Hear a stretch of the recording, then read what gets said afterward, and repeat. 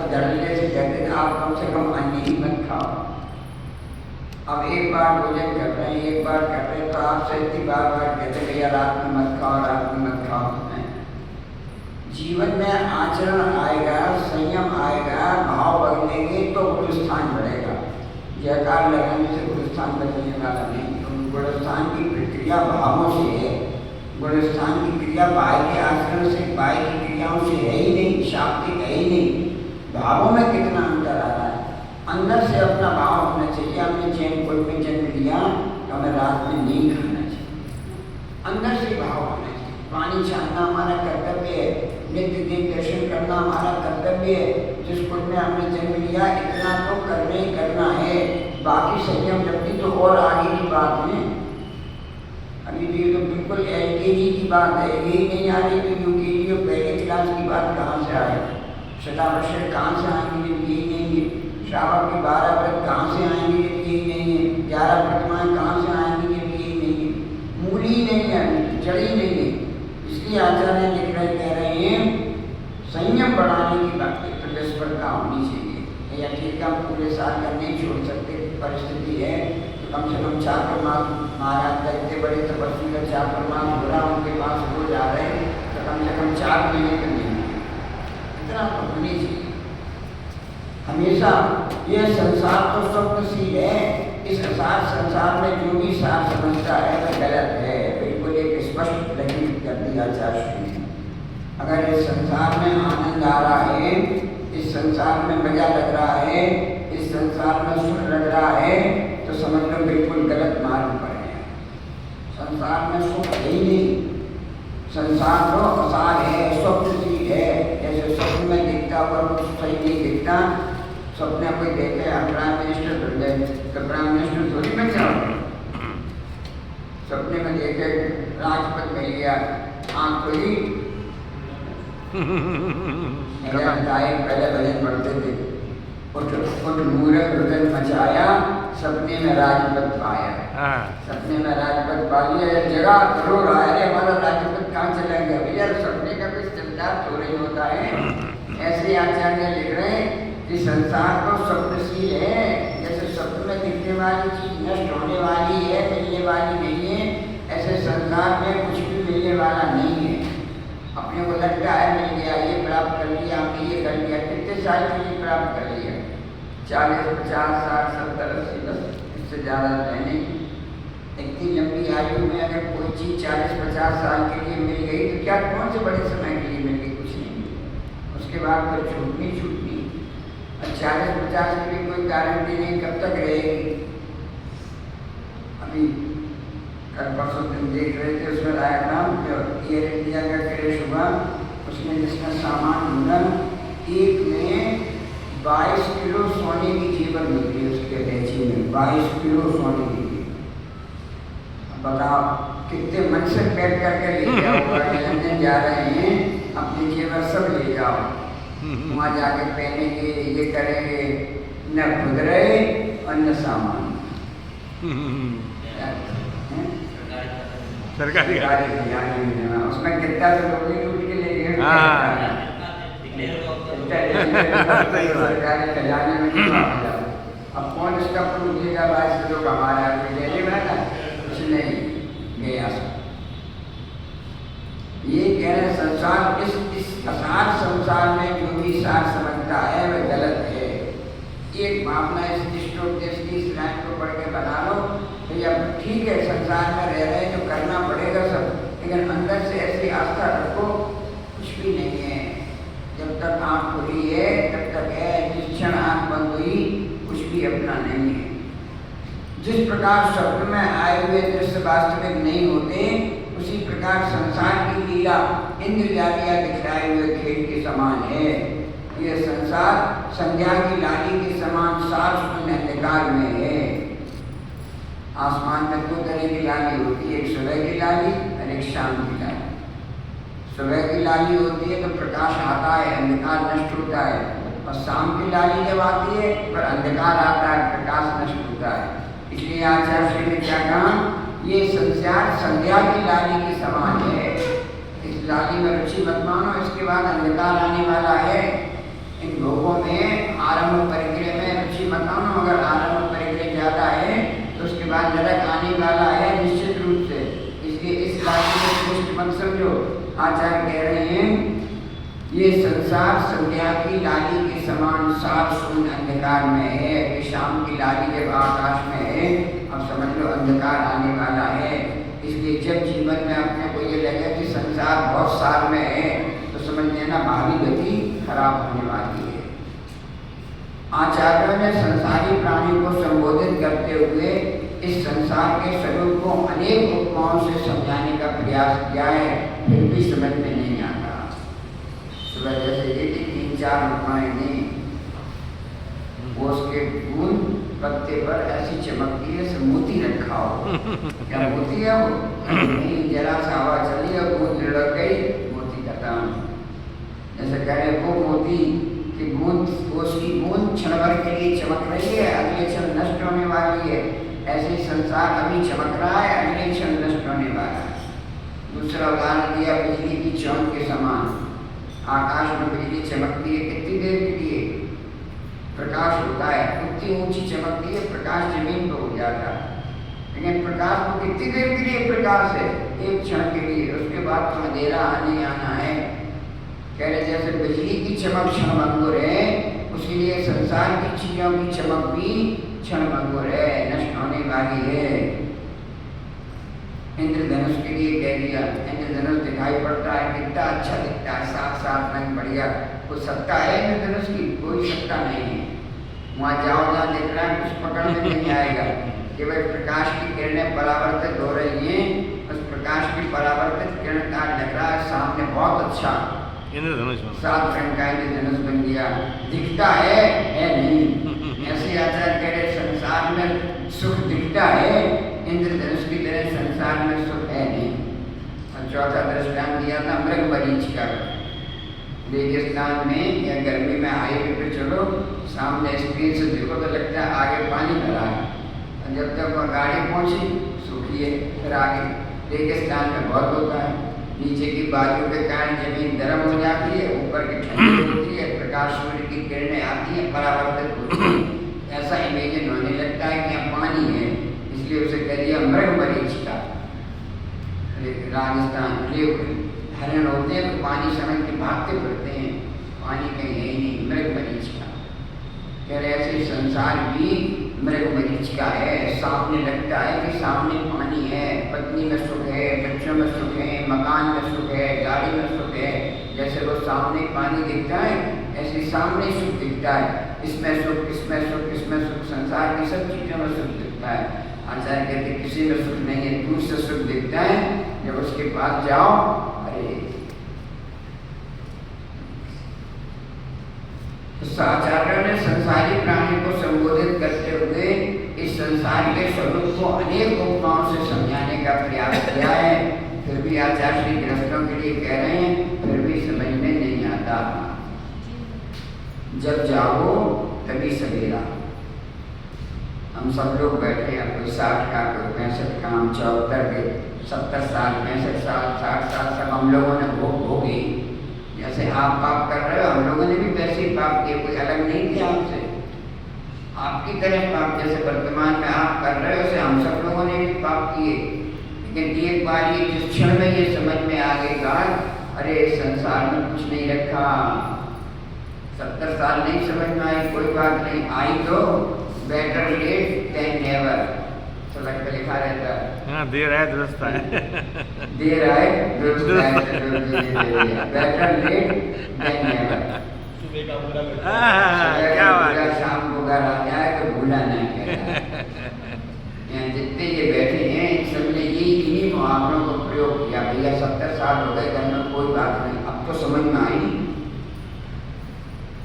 हमसे ज़्यादा बिल्कुल लगती, हमने तो 70-72 को छोड़ा, हमने 60 से पहले छोड़ दिया, हमने 55 से पहले छोड़ दिया। बताओ इतनी बड़ी बात। हमसे 15 साल आगे चल रहे हैं, हमसे 15 साल आगे हैं। इनकी आयु ज़्यादा होगी, इन्हें ज़्यादा कर्म काटने का मौका मिलेगा, हमें इतने कर्म काटने का मौका नहीं मिलेगा। इसलिए आचार्य जब जाओ, जब ये बात समझ में आ जाए, आचार्य ये लिख रहे हैं संसार उनको अनेक उपमाओं से समझाने का प्रयास किया है, फिर भी समझ में कितनी समझाओ आता है कम लोगों का। कोई साल ऐसी नहीं जाती जिस साल 40-50 दीक्षाएं न होती, कोई साल ऐसी नहीं। तो ऐसा नहीं कि लोगों के समझ में नहीं आ रहा, लोगों के समझ में तो आ रहा है। जिनकी समझ में आ जाता है वो दीक्षा ले लेते हैं, और जो दीक्षा नहीं ले पाते समझो उनकी समझ में नहीं। संयम की लब्धि की जो बात की, ये बातें सुन के जीवन में परिवर्तन होना चाहिए। और अगर परिवर्तन नहीं हो रहा तो पूज्यपाद स्वामी साहब कह रहे कि समझाने का प्रयास किया फिर भी समझ में नहीं। अभी तो गृहस्थ की बात समझ में नहीं आ रही है, महाव्रत की बात तो बहुत अलग है, गृहस्थ की बात समझ में नहीं आ रही।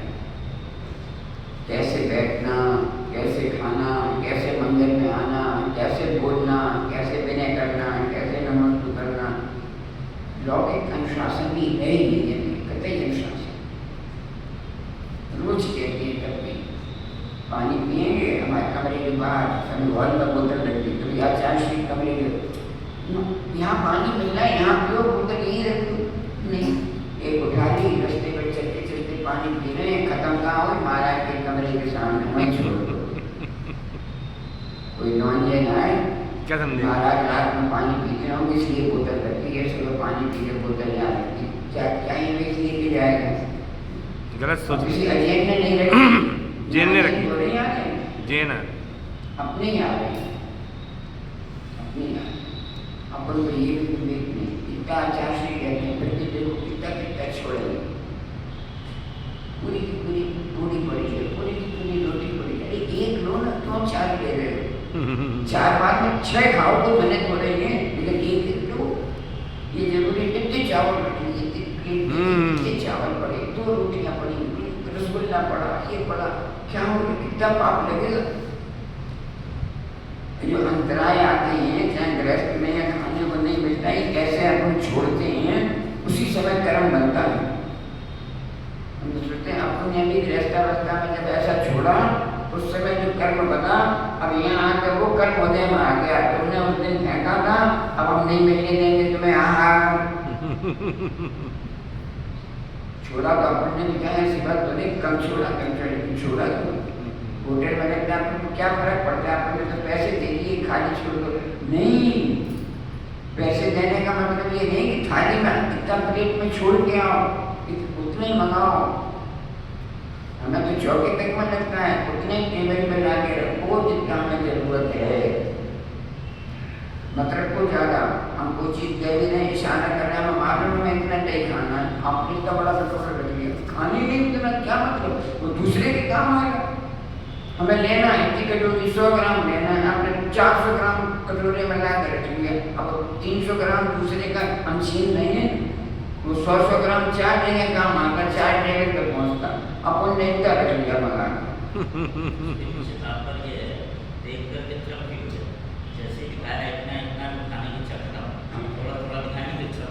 सही कह रहे हैं गुरुदेव। नहीं, पहले ही दिखाओ तो उसमें से निकालो तो नहीं, पर खत्म हो जाए, दोबारा आ सकती है। हाँ, पर वो भावना बता रहे हैं।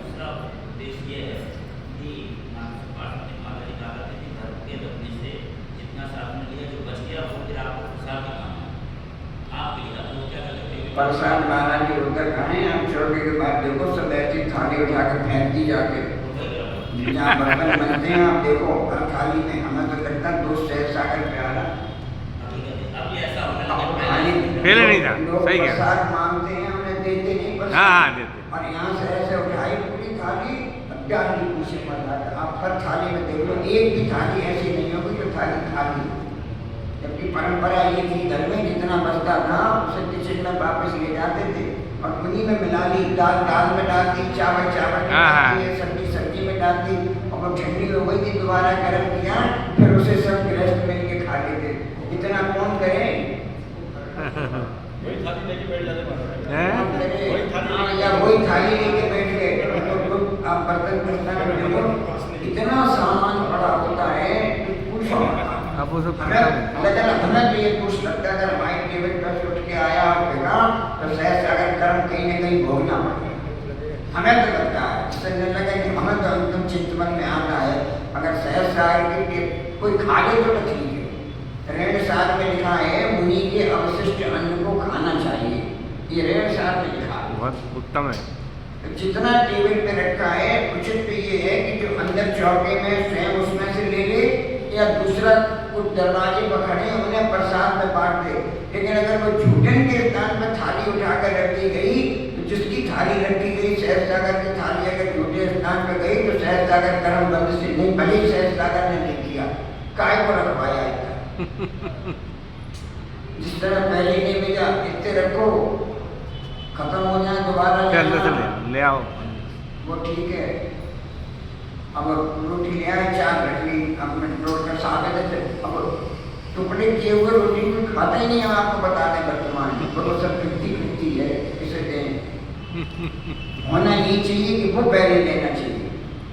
कायदे से जो पड़गान करके लाया जिस उस पर खड़ा है वो पड़गान वाले व्यक्ति को स्वयं अपनी थाली उस पर लगा लेनी चाहिए, सो अंदर वाली लगानी नहीं दी थी। जय हो।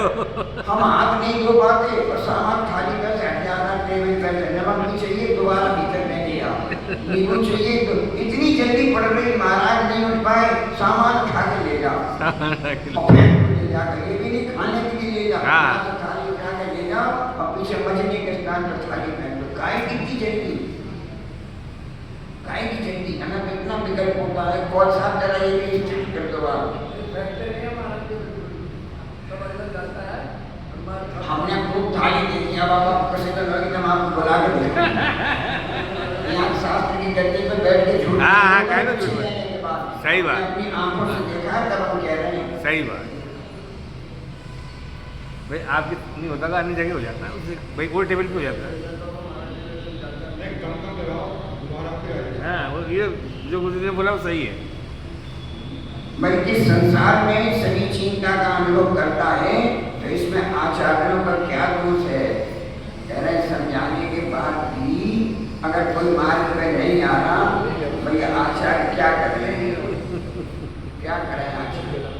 हम इतना कह रहे, इतना समझा रहे, इतना बता रहे और फिर भी आपको समझ में नहीं आए।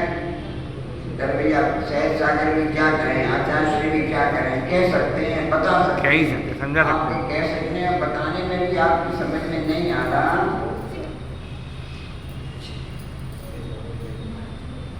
सब सीखना पड़ेगा, कम से कम पूजा ही सीख लो। अभी तो 15 विषयों के 15 लोग पूजा करने वाले नहीं है। अभी 15 को इकट्ठे 8 भी नहीं होते, 10 के होते हैं। चौके में 10 जने ऐसे नहीं है जो पूजा पूरी करते। हाँ तो 5 की हो सिर्फ 5 हुए। मुझे भी बुलाना पड़ता है, मामा जी पूजा करना, उनका पूजा करना, पूजा हो रही उसमें जल ही नहीं, किसी में चंदन नहीं है, किसी में नैवेद्य नहीं है। अब है तो करने वाले नहीं, महाराज अर्घी चढ़वा लो, कौन पूजा करे? अर्घी कर ये गलत परंपरा है। ये परंपरा 2-4 साल ऐसे हो गई, पूजा की बातें खत्म हो जाएगी। फिर शास्त्र में अर्घ चढ़ाने को नहीं लिखा है, शास्त्र में पूरी पूजा करने को लिखा है। और अगर सहज सागर से संतुष्ट हो रहे हैं, यहाँ अर्घ चढ़ा दो तो सहज सागर मार्ग के नुकसान करने में पाप हुआ।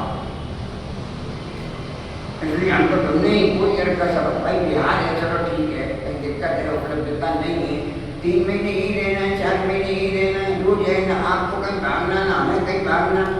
कितनी देर लगती पूजा में? 5 मिनट लगते पूजा में। अगर 5 मिनट में की पूजा महाराज अर्घ चढ़ा दें, हर चीज में शॉर्टकट। अगर महाराज अर्घ स्वीकार कर रहे हैं तो महाराज को पाप लग रहा है, और श्रावक अर्घ चढ़ा रहा है तो श्रावक को पाप लग रहा है, बच नहीं सकता वहाँ। तो बिल्कुल इस बात का चिंतन 100% है, इसमें कोई इफेक्ट बट नहीं लग सकती, कोई पूरी तर्क नहीं कि महाराज ऐसा है ऐसा कर लो। क्यों कर लो? कोई सवाल ही नहीं है, स्पष्ट लिखा है मूलाचार में, मुनि की आहार के समय अष्टद्रव्य से पूजन करना चाहिए, ये लिखा है। अष्टद्रव्य से पूजन करना चाहिए, खत्म बात। उसमें अभी आया ना, शास्त्र में लिखा हो उसे स्वीकार करो, अपना दिमाग मत लगाओ। क्यों करना चाहिए? अर्घ चढ़ा लेना चाहिए, टाइम ज़्यादा लग जाता है, बहुत देर हो गई, अरे बहुत देर हो गई और 5 मिनट देर से क्या फर्क पड़ता है? लेकिन जो विधि है, नवता भक्ति का मतलब ही ये है। नवता भक्ति है तो नवता भक्ति होनी भी चाहिए। नमोस्तु बोलना यही चाहिए, ये बहुत गलत। महाराज मनशुद्धि फसल शुद्धि भोजनशाला के लिए प्रवेश कीजिए, नमोस्तु है ही नहीं। नमोस्तु चाहिए। बोले महाराज आहार कक्ष में प्रवेश कीजिए, नमोस्तु है ही नहीं। महाराज उच्चासन करा दिए, नमोस्तु है ही नहीं। समझा ही सकते हैं सर, कर्तव्य है ये। दाता का जो विनय गुण है, ये दाता का विनय गुण है कि हम महाराज की विनय कर रहे हैं, इसलिए स्टेप स्टेप पे, हर स्टेप पे कमरे के लिए ले जाना है तो नमोस्तु, भोजनालय में रसोई में प्रवेश कराना है तो नमोस्तु, उच्चासन बैठाना है तो नमोस्तु, पूजा करनी है तो नमोस्तु, शुद्धि बोलनी है तो नमोस्तु। अभी तो 50% क्या 80% महाराज अंजलि छोड़कर मुद्र का ग्रहण करिए। 80% अभी भी आज भी इतना कहने महाराज अंजलि छोड़कर मुद्रा ग्रहण करिए। क्या लौट के चले जाओ, इसका मतलब मालूम ही नहीं है, जानना भी नहीं चाहते दो बातें। अच्छे अच्छे भक्तों की दशा है तो क्या सीख रहे हैं, कुछ इतने साल से आ रहे हैं, तो एक दिन में सीख जाना चाहिए कि क्या बोलना है। अगर अपन को इतना भी बोलना नहीं आ रहा, अपन काय के भक्त और काय के श्रावक और काय के ग्रस्त, नंबर काय के मिलेंगे आपको, तब रिजल्ट निकलता है 0। काम तो इतना किया, नंबर कितने मिले, 2 नंबर मिल गए 100 नंबर के पेपर में, 5 नंबर मिल गए, कुछ आपने किए ही नहीं। महाराज हमने तो 3-4 घंटे लगाए, सुबह से आगे लगाए तो लेकिन किया क्या। इसलिए जो यहाँ प्रतिपाल स्वामी लिख रहे हैं, हम तो संबोधित कर सकते हैं, समझाने का प्रयास करते हैं, और फिर भी समझ में नहीं आए तो आचार्यों का क्या दोष। कोई लड़ाई नहीं, हमें आपसे कोई ईर्ष्या नहीं, कोई द्वेष नहीं, आपकी निंदा का भाव नहीं। हमें तो ये कि हमारी चर्या जिस काम के लिए हम यहाँ आए, वो चर्या हमारी कायदे से पूरी होनी चाहिए, बस इतना विकल्प है। अगर हमारे लिए आचार्य ने लिखा किस विधि से आहार लो, तो हमें उस विधि से आहार मिलेगा तो पुष्टिपूर्ण कारक होगा, और उस विधि से नहीं मिलेगा, मन में ग्लानि हो रही, इसने नमोस्तु बोली नहीं, इसने पैर धोई नहीं, इसने ये काम किए ही नहीं, तो आधा दिमाग तुम्हारा उसमें जा रहा है, तो ये क्रिया हमें दोष लग रहा, हमें दोष लग रहा, हमें दोष लग रहा।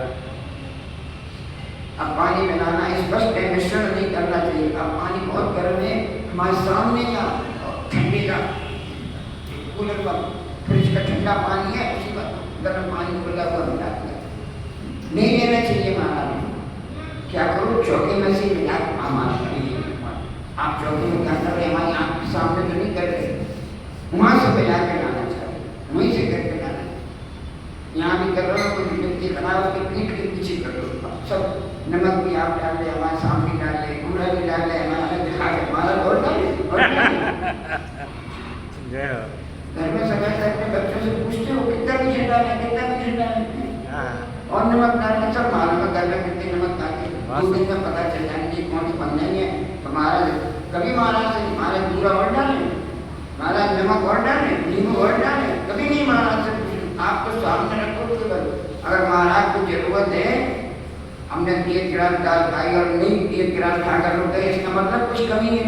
आप नमक दिखा दो, नींबू दिखा दो, जो महाराज डलवा ले लो, लेकिन पूछना महाराज से, महाराज नमक और डाल दें इसमें, पूरा और डाल दें इसमें। हमने मुँह लगा दिया, नंबर कट गए, फौरन कट गए नंबर। छूट नहीं है, कोई छूट नहीं। कंप्यूटर ऐसा सुपर कंप्यूटर है, आपने मुँह लगाया, अरे आप क्वेश्चन में मार्क्स 0, क्यों आपने सिर हिलाया, और आपके भी मार्क्स क्यों आपने पूछा, आपके नंबर कट गए, हमने सिर हिलाया, हमारे नंबर कट गए। ये श्रावक का कर्तव्य है, उसे इतना इसलिए बहुत विवेकवान दाता शब्द दिया, जैसा भक्ति होनी चाहिए, उन्हीं के प्रति भक्ति हो। आप ले जा रहे, हम कान में सुनाई पड़ रहा है, अरे यार ना आचार्य से आए ना उपाध्याय से आए, हमें सुनाई पड़ रही है ये बात, न तो आचार्य से पढ़ गए न उपाध्याय से पढ़ गए। इसका मतलब आपको हमें पढ़ा के प्रसन्नता नहीं हो रही, श्रावकों की कमी। और दाता का ये गुण है कि प्रसन्न होना चाहिए, दाता को प्रसन्नता होनी चाहिए, दाता को विवेकवान होना चाहिए, दाता को ज्ञानी होना चाहिए, दाता का भक्ति होनी चाहिए। अगर ऐसा है तो दाता का गुण है, और ऐसा ही नहीं, हमारे कान में सुनाई पड़ रहा है। इसका मतलब सीधे आपके मन में हमारे प्रति भक्ति नहीं है, फॉर्मेलिटी में मजबूरी में आप कर रहे हो, और मजबूरी में किया हुआ काम पुण्याश्रम नहीं देता, नहीं देता। इसलिए जो करो बिल्कुल नहीं। आज जिसका हमारे भाग्य में था उसका पड़दान हुआ, कितनी तो बड़े भाग्य से मिलता है, बहुत भाग्य से मिलता है किसी को पड़दान। अरे गजब मिल रहा है रोज कहते हैं ना, पुण्य से प्राप्त है सो पर्याप्त है, और जो पर्याप्त है उसमें संतोष रखो। जिसका पड़गान हो गया बस ये धन्य मानो, आज इसका पड़गान हो गया, और जिसका पड़गान हो गया बस ठीक है, आज तो हमारे लिए सब यही है, आज के तो भगवान हमारे यही है, कल पर सोचेंगे किस कौन से भगवान बने। इतनी भक्ति जब तक नहीं होगी, इतना समर्पण नहीं होगा, इतना ज्ञान और विवेक नहीं होगा, तब तक क्रिया तो हो रही है, लेकिन उस गलत क्रिया में आप भी पाप के भागी बन रहे हैं और हम लेने वाले भी पाप के भागी बन रहे हैं। इसीलिए आपको भी उस क्रिया का उसका फल नहीं मिलता, और हमें भी जितना उच्च देव पद मिलना चाहिए हमें भी नहीं मिलता। हम यह बात कर रहे हैं, इतनी क्रियाओं में दोष कर रहे हैं कि जो पद इस महाव्रत के बाद उच्च स्वरूप वैमानिक स्वरूप मिलना चाहिए, जितनी स्थिति बदलनी चाहिए उन कर्मों की, उतनी स्थिति नहीं बनती, उतना पुण्य प्राप्त नहीं होता, उतनी उच्च गति प्राप्त नहीं होती। क्यों? नंबर कट रही है। इसलिए इन बार बार इन स्वाध्याय का मतलब यही है, अपनी जहाँ गलती है उसे सुधार। ऐसा भाव रखना ना कि सहसा अगर कोई आपकी दोषारोप पर निंदा कर रहे, सहसा आपका भी लाभ हो और हमारा भी लाभ हो, हमारे नंबर भी न करें, आपके भी नंबर न करें, आपको भी आहार देके आनंद आए, आज हमने आहार किया, हमें भी लगे आज हमने से आहार लिया। जितनी आहार क्रिया विशुद्धि से शुद्धि पूर्वक दोगे उतनी महाराज की विशुद्धि बढ़ेगी। और यहाँ से जाकर सामायिक में बैठते ही पता चल जाता है कि आहार आप कितने ढंग से दिया। सामायिक में बैठ गए, जमाई आ रही, सुस्ती आ रही, नींद आ रही, मन नहीं लग रहा, समझ लेना आहार में कहीं न कहीं दोष कदर लगा। अब नहीं, प्रसन्न मन है, खूब जाप देने में मन लग रहा, सामायिक में मन लग रहा, समझ लेना जिसने आहार दिया उसने बहुत विशुद्धि। चीजें ज्यादा होनी जरूरी नहीं है, आइटम ज्यादा होनी जरूरी नहीं है, लेकिन आइटम कितने शुद्ध बने हैं और कितनी विशुद्धि से, कितने भावपूर्वक दिए गए, उसमें आनंद है। अंदर से भाव होना चाहिए। हम ये महाराज को दे रहे, ऐसा ऐसा महाराज को लाभ है। इतने लिखा है आचार्य ने, माँ की तरह उन्हीं को आज देना चाहिए। जैसे माँ पत्नी इतने पति का नहीं जानती, लेकिन माँ जानती है बेटे को क्या खिलाना है, कितना नमक डालना है, कितना मीठा डालना है, कितना क्या करना, माँ सब जानती है। ये लिखा है माँ के समान। जैसे माँ अपने बच्चे की फिक्र करती है, ऐसे आहार देने वालों को मनराज इस समय आहार के समय तो हमारे पुत्र बने, जैसे हम पुत्र को आहार कराते हैं ऐसे आहार कराएं कि हमारा बेटा स्वस्थ रहे, मजबूत बने, अच्छा शरीर बने। ऐसे हम ऐसे महाराज को आहार दें कि हमारे हाथ से आहार लेके महाराज खूब स्वस्थ रहे, प्रसन्न रहे, उनकी विशुद्धि बढ़े। ये अंदर से भाव आना चाहिए। जब ऐसा भाव होगा तो महाराज को फलेगा, और ऐसा भाव नहीं होगा महाराज बहुत पतले हो गए, क्या करें महाराज, हो गए तो वही गए, क्या करें, उसके लिए हमारे पास में क्या लॉटरी थोड़े ही उसे लगा देते। जो काम हम कर ही नहीं सकते उसके लिए हम क्या करें, हमारा काम तो नहीं, आपका काम, आप विचार। यहाँ आचार्य से यही बात कही कि समझाने का प्रयास किया है, फिर भी समझ में नहीं आता, तो इसमें आचार्यों का क्या दोष? अपेक्ष किसका दोष? सुनने वाले का। इसलिए जितनी बातें यहाँ कहीं उन बातों को सुन के अपन अपने जीवन में एक व्यक्ति भी एक रोज सुधारे हैं। धीरे धीरे आ जाएंगे। सीखने में समय लगता है, लेकिन अब तो दिन निकल गए, दिन में सीखा होता तो बहुत सीखने को मिल जाता।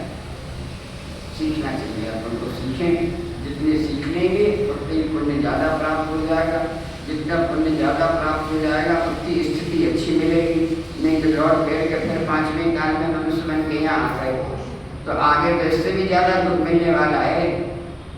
कम से कम यहाँ आ गए देवगति इतनी तो मिल जाए कि ये 5वां, 6वां, 4वां, 5वां काल निकल जाए, इतनी तो मिल जाए। ज्योतिष में बन गए 10,000 वर्ष की आयु है, 10,000 वर्ष बाद फिर लौट के नहीं आ जाओगे पंचम काल में, इससे भी ज़्यादा दुख होंगे। क्या देवगति बनने का फायदा होगा? कुछ नहीं, फायदा, ज़्यादा कष्ट और नहीं जाएगा। आज साझा करें, इतना तो पुण्य कमाओ कि झंझटों से दूर हो जाए। ये 4 काल हैं, छठा पांचवा, फिर ये 4 काल 84,000 वर्ष तो निकल जाए कम से कम। इतना तो पुण्य कमा लो इन 84,000 वर्षों में दोबारा जन्म नहीं लेना पड़े, नहीं तो इससे भी बुरे दिन देखने को मिलेंगे। और फिर तो अभी जब इसी में नहीं कमा पाए तो अगले में क्या कमा पाएंगे, फिर तो और ज्यादा साधन खराब होंगे।